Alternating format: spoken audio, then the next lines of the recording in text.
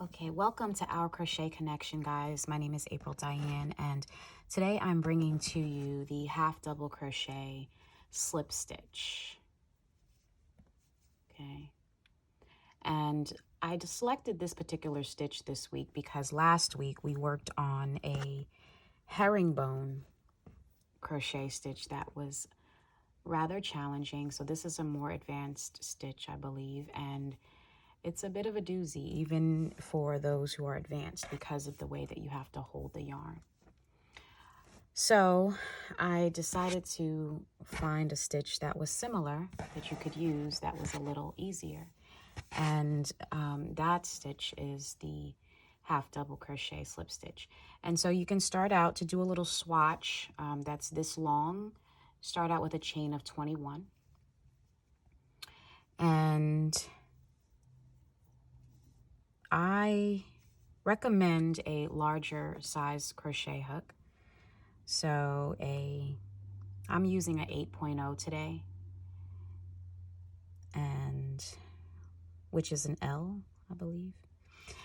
And I'm using a thicker size yarn so that you can really see the detail in the stitch. And it's more of a, I think this is a 5.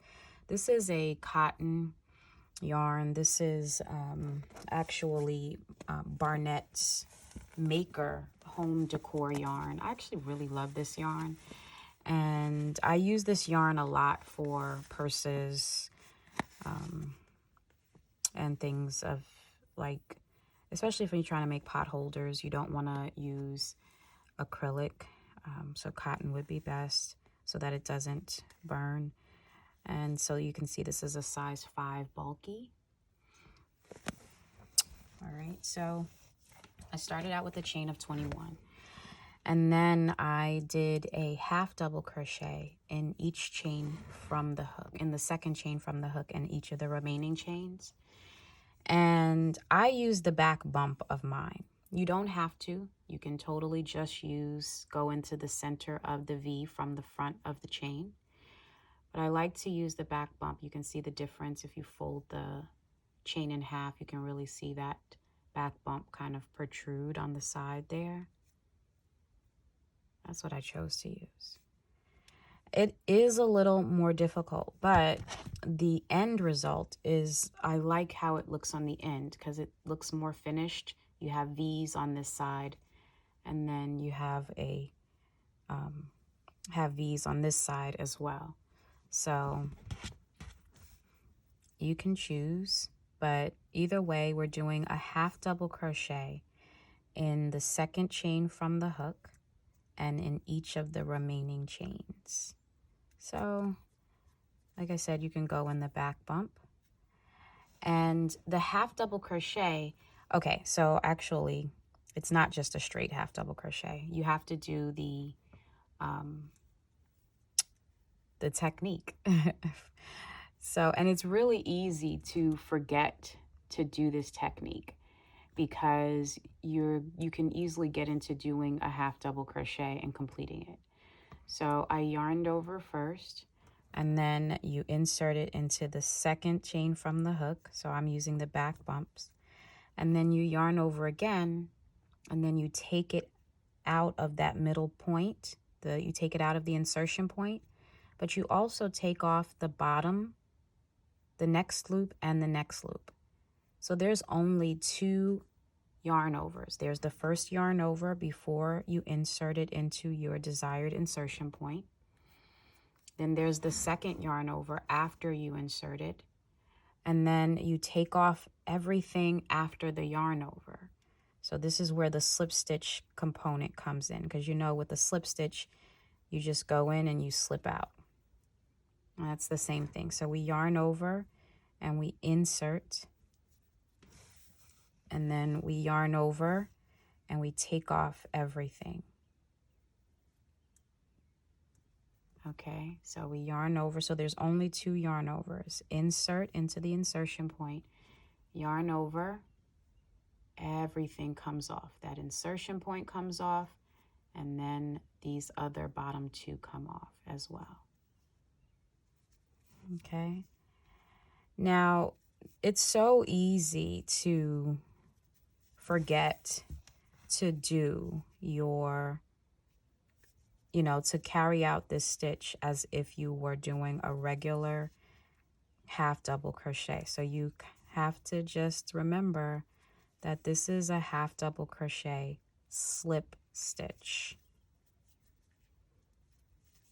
So there's no third yarn over at the end like we normally would do. Normally we would yarn over, insert, yarn over, pull through the second loop, and then we would yarn over again and pull off all three. We're not doing that part. There are only 2 yarn overs for this. So yarn over, insert, yarn over, and then take off these bottom 3. Now it's, you may have to take off the first one and then the next 2 in order to get it done right. Yarn over, insert, yarn over, pull off, and then the bottom 2. All the way until you get to the end. I'm just going to do these with you. So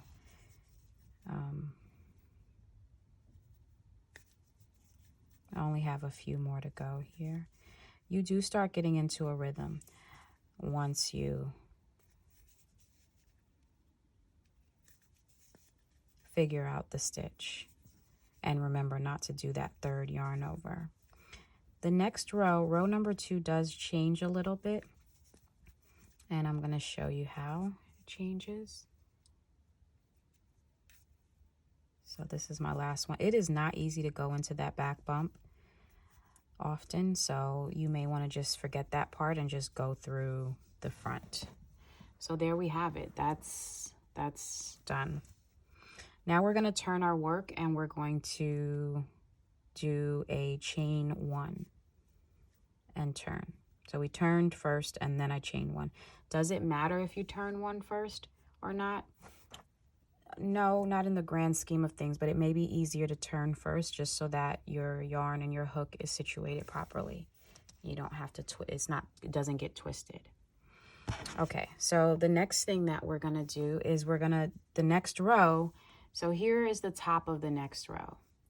And we're actually going to be going in the middle of the V this time. So that's our insertion point, is the middle of the V. We're only going to be putting on this back loop of the V. Okay, so we yarn over and we're going to go into the first one. So this first gray, and we're just putting that back loop on. And then we're yarning over and we're taking that middle one off, and then we're taking off the bottom 2 as well.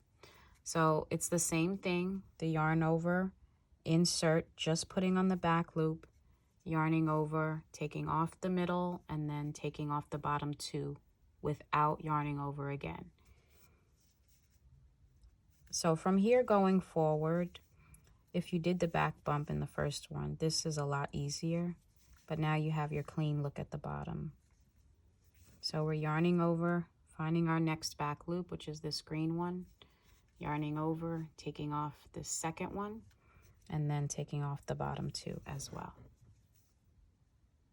And you're going to do that all the way down, and that's it. This is the half double crochet slip stitch.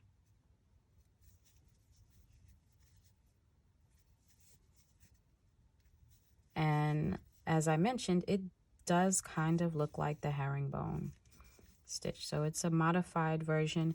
And the little V's on this one are a little more pronounced than the herringbone V's. And they're more tightly woven together. Okay, so I hope that you enjoyed that and you got it. If not, you can always rewind the video. When you do row number 3, every other row is exactly the same as row number 2. Back bump, yarn over, insert into the back loop, yarn over, take off the second one, and then take off the bottom 2 as well. And you repeat that. So to start a new row, you know what you have to do, right? You have to chain 1 and, well, turn and chain 1 and then repeat. We go into the first stitch because the chain 1 does not count as a stitch. So we turn.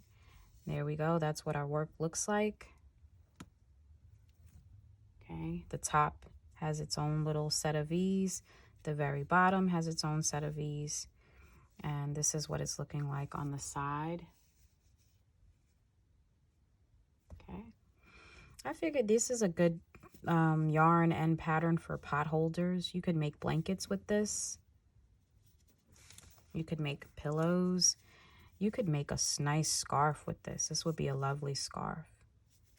I'm always looking for different designs for scarves. All right, friends, happy crocheting. Ta-ta for now.